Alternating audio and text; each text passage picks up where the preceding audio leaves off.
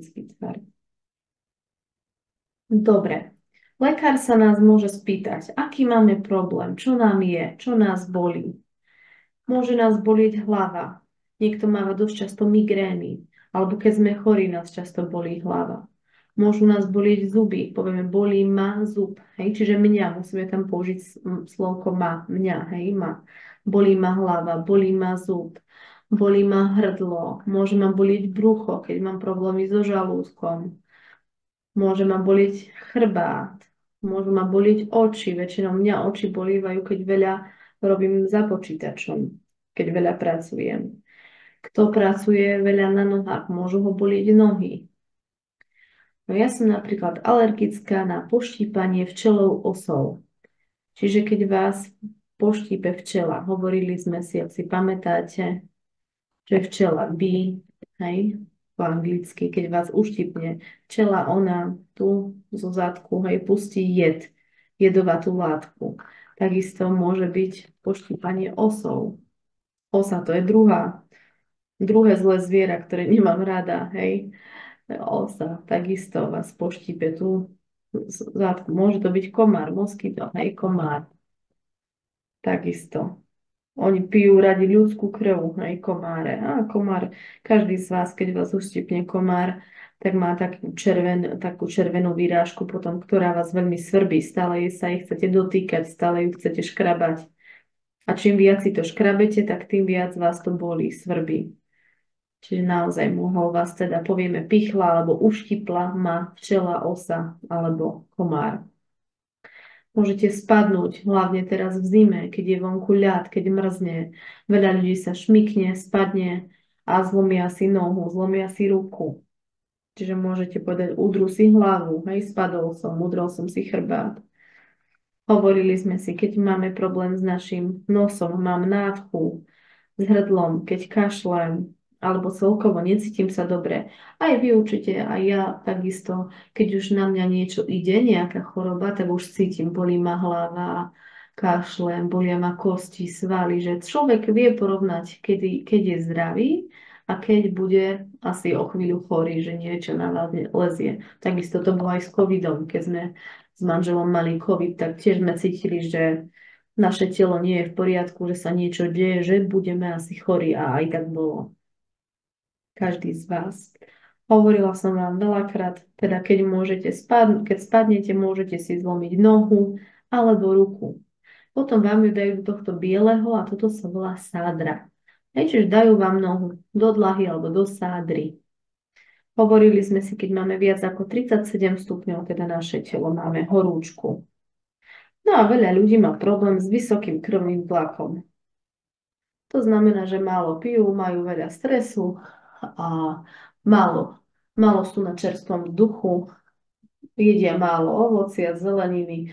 Čiže veľakrát im povie, aj napríklad môj manžel má s tým problém, že mali by zmeniť životný štýl, životosprávu. Aj jedlo, ale aj celkovo štýl života, aby nemali vysoký krvný tlak, lebo je to veľká záťaž potom pre srdce, keď musí pumpovať našu krv. No, hovorili sme si teda, aké inštrukcie nám môže dať lekár, čiže musíme mu ukázať hrdlo, povedať a vyzlieť sa, dýchať, prípadne o týždeň prísť na kontrolu. Teraz sa ešte pozrieme na to, aké lekárske profesie sú, akých lekárov poznáme, ako ich voláme. Máme očného lekára, keď máme problém s očami. Očný lekár sa volá oftalmológ. Hej, to je z latinčiny. Oftalmológ. Zubný lekár, buď stomatológ alebo dentista.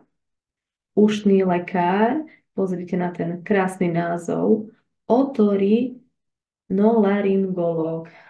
Väčšinou my používame, idem k ušnému lekárovi, idem na ušné. Kožný lekár, dermatológ, detský lekár, pediater a ženský lekár, ženy chodia ku gynekológovi, hej, gynekológ.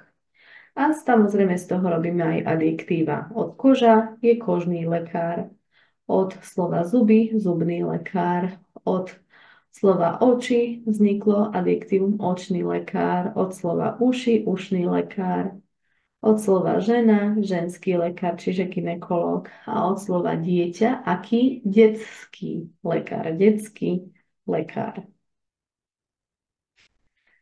Vidíte, naozaj na každú časť tela máme lekára, pretože nemôže byť jeden všeobecný lekár, špecialista na všetky oblasti nášho tela. Preto aj vy, keď budete študovať niekto medicínu, tak študujete najskôr 5 rokov na univerzite všeobecného lekára a potom si vyberiete, ktorá časť tela nás najviac zaujíma, ktorú by ste chceli liečiť. Samozrejme potom môžete byť aj nejaký chirurg a tak ďalej, aj rôzne iné ešte orgány. Čiže čo vás najviac baví, s čím by ste najviac chceli pomáhať ľuďom. Čiže potom sa ešte špecializujete na tú konkrétnu oblasť, v ktorej budete potom pracovať. Dobre. Skúsime si teraz cvičenie 13. Keď nás bolí zub, k akému lekárovi teda pôjdeme?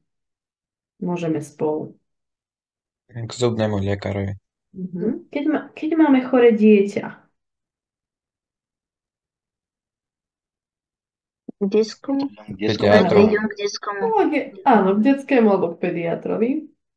Keď nevidíme dobre, čiže pravdepodobne máme problémy s očami, vtedy ideme k očnému lekárovi. Keď dobre nepočujeme, k akému ideme lekárovi? Keď dobre nepočujeme. K ušnému lekárovi. Už nemu. Áno. A teraz to platí aj pre mňa. Keď som tehotná, tak k akému lekárovi pôjdem? Pediatru? No, tehotná to znamená, že mám ženské veci, hej? Čiže problém, hej? Čiže vtedy ženy, keď sú tehotné, čiže gravidné, chodia ako ja teraz ku gynekologovi. Dobre. No a teraz skúsime cvičenie 14. Keď jedol veľa zmrzliny, vždycky nesmieme, aj keď jeme niečo, nesmieme to preháňať, čiže nesmieme toho veľa jesť, lebo nás môže bolieť. Zmrzlina je studená, tak v tomto prípade nás bolí hrdlo. Ale keby sme zjedli aj veľa čokolády, sladkostí, keby sme zjedli veľa mastného, tak nás môže zase bolieť aj brucho. Aj teraz vidíme, hej? Včera keď veľa jeme ešte raz, k akému lekárovi ideme? Čo nás teda bolí? Keď zjeme veľmi veľa jedla. No, vyberieme správnu Brucho odpoveď. bolí.